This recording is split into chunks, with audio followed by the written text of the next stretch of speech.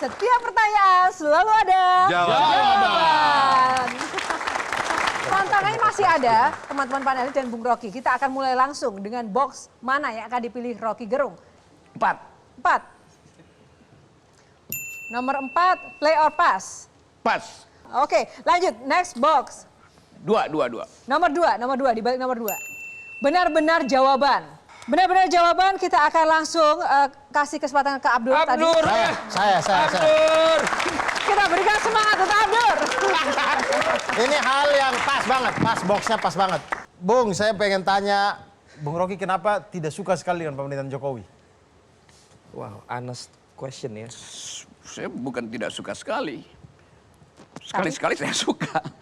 Pada waktu awal, saya nggak anti Jokowi. Di awal ketika Pak Jokowi mulai namanya muncul, kita beri kesempatan seorang sipil itu masuk di dalam politik. Lalu saya bikin perjanjian dengan mereka yang sekarang ada di KSP Istana itu. Kalian kita dorong masuk ke dalam kabinet Pak Jokowi di awal bahkan. Tapi kalian mesti melapor ke kita. Kan etikanya begitu kan. Yang kita suruh masuk dia mesti melapor ke kita. Dalam perjalanan dia nggak melapor ke saya dan teman-teman saya yang di luar tuh. Dia bahkan cari suaka di dalam rejim itu. Jadi dari awal kita tahu mental ini dia menunggu amplop, dikasih amplop dia diam itu kan. Dulu kita bilang masuk ke istana bikin diskurs human rights di situ. Lakukan semacam pendekatan sehingga Pak Jokowi dilindungi oleh yang kita sebut sebagai prinsip-prinsip civilian value. Dia nggak lakukan itu. Kenapa waktu perundingan dengan teman-teman tuh tidak Bung Rocky aja yang masuk gitu? Kalau gue yang masuk nggak ada yang kontrol gue itu karena gue akan suka-suka di situ. Oke, silakan Bang Kohar. Bung Rocky pernah tulis mengkritik DPR itu lebih sekadar lalu lalang tubuh, bukan lalu lalang pikiran. Jadi ada membedakan antara lalu lalang tubuh dan lalu lalang pikiran. Bung Rocky ini mengkritik sekeras apapun, tapi kok bisa lolos terus. Jangan-jangan ada backing gitu. Ada backingnya akal sehat itu. Kan saya mengucapkan itu dengan dalil akademis. Sampai sekarang mungkin masih ada 30 laporan di polisi itu yang mungkin polisi juga gini coba. Satu waktu polisi panggil saya untuk kasus apa ya? Mungkin saya bilang Presiden Jokowi tidak paham Pancasila tuh, dilaporin itu. Ya. Kalau dia paham dia nggak berutang pada Cina untuk kereta cepat misalnya itu saya kasih begituan kan. Kalau dia paham Pancasila itu. Karena dia tahu bahwa kalau dia berutang yang akan bayar ada rakyat dan itu bertentangan dengan prinsip keadilan sosial. Jadi saya bilang, saya mulai dengan asumsi dan asumsi itu mesti saya buktikan. Kalau saya mau buktikan, kasih saya akses untuk pergi pada departemen-departemen yang saya kritik. Kan mereka mau kasih kan? Lo riset itu mesti begitu. Jadi saya nggak pernah ajukan sesuatu yang sifatnya delik. Sehingga polisi satu waktu dia udah pusing. Bagaimana cara? Memang ada delik Pak. Jadi yang saya kritik itu betul-betul policy kebijakan dengan basis akademis. Saya nggak anti Jokowi, saya anti kebijakan Jokowi yang nggak masuk akal. Lalu saya terangkan di mana nggak masuk akal kan. Orang bilang, ya Anda menghina presiden. Saya nggak pernah menghina presiden. Kan itu intinya kan. Nah, lalu intinya adalah ada backingan atau tidak? Rocky Gerung harus bukan soal backingan. Tapi kalau misalnya yang ngelaporin itu otaknya ada, pasti saya kena delik. Yang ngelaporin juga dungu, ngapain? Oke, lagi. Mbak Tejo silakan. Yang waktu marah-marah sama jaksa itu ya? Ayo Mbak. Pancasila itu bukan sumber hukum, kalau nggak salah. Karena Pancasila nyata, bisa diuraikan. Nah sumber hukum adalah sesuatu yang harusnya intangible, yang abstrak. Bisa dijelaskan nggak? Indonesia selalu mengklaim bahwa ada nilai tertinggi yang jadi acuan hukum positif kita itu. Disebut sebagai philosophical foundation itu. Kalau kita baca dari mana ide itu muncul? Muncul dari tradisi yang disebut positivisme. Dia nulis tentang Stephen Baum teori itu. Di dalam buku itu diterangkan bahwa sumber hukum terakhir dia mesti dalam kondisi fiktif. Jadi nggak boleh konkret.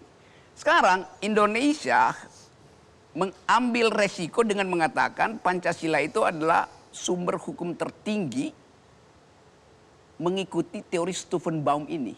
Nah kalau kita konsisten, lo yang bikin teori itu bilang sumber hukum tertinggi itu nggak boleh dirumuskan. Dia harus abstrak supaya dia jadi shaping ideas aja tuh. Menjadi ide penuntun. Kalau idenya konkret, nanti orang bingung. Berarti nanti tafsirnya beda-beda tuh. Jadi biarkan sumber hukum itu abstrak. Sekarang kalau Pancasila disebut sebagai sumber hukum tertinggi, nah Pancasila itu konkret. ada tanggal lahirnya, silanya ada 5. Jadi secara teoritis salah menyebut Pancasila itu sumber hukum, apalagi sekarang disebut Pancasila adalah ideologi negara. Di mana di dalam konstitusi kita disebut Pancasila ideologi negara? Dalam seluruh dokumen negara kita nggak ada. Yang ada Soekarno bilang Pancasila itu adalah falsafah negara, bukan ideologi. Pak Harto bahkan bilang Pancasila adalah asas tunggal, bukan ideologi. Tiba-tiba Jokowi bilang itu ideologi, konsekuensinya panjang. Di mana di dunia ini negara yang berideologi? Nggak ada. Yang ada loh fasisme itu ideologi. Yang berideologi sekarang tinggal Korea Utara, komunisme itu. Jadi nggak boleh disebut Pancasila itu ideologi negara. Dia boleh kita sebut kesepakatan bersama untuk menuntun Indonesia. Valen, gimana sudah siap ya menghadapi ujian nasional nanti? Berat ya. Silakan. Paradigm kan ada positivity, neo-positivism dan juga critical theory. Saya pikir kalau Tumben lu tahu. oh, of course. Nah, itu saya tahu. Partisipan dan lain-lain gitu loh. Iya. Dan saya melihat kalau Bang Rocky kan ke critical theory kalau saya lihat. Wih, Ini berarti. kau mau nanya apa nunjukin bahwa kau ahli hukum? Dua-duanya, Mbak Teh. supaya dianggap, Biasa. Mau show off orang Tapi kan hukum gitu loh. Tapi Ya. critical theory, Kak Jo, itu dimulai dari ada misbelief system. Yes. Yang muncul dari lingkungan. Nah, Iya. mungkin apakah memang dari dulu ada kekecewaan dari Bang Rocky di dulu-dulu dengan pemerintahan yang ada segala macam, sehingga memang siapapun yang memimpin Bawaannya itu akan kritik terus mulu. diuji, terus dikaji, terus dikritisi.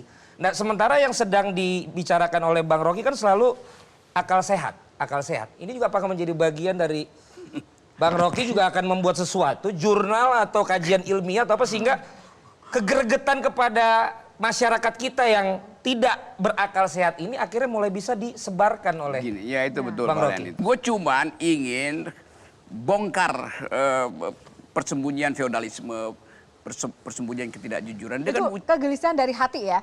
it comes from my inner heart wholeheartedly. Tapi kan Bung Rocky selalu ngomong otak lu dipakai, jangan dungu. Baru kali ini gue denger Bung Rocky ngomongin tentang hati. Gini ya, Ternyata Bung Rocky punya hati juga. Bukan, wholeheartedly. nih. Oke, tepuk tangan dong. Kalau dilihat dari apa yang disampaikan kan kayak nggak punya hati loh. Enggak dong. Tuh.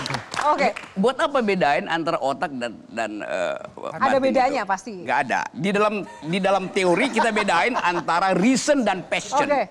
Tetapi sebagai manusia etis ada istilah kolbu. Kolbu itu lebih tepat itu. Ada reasoning yang dihayati gitu.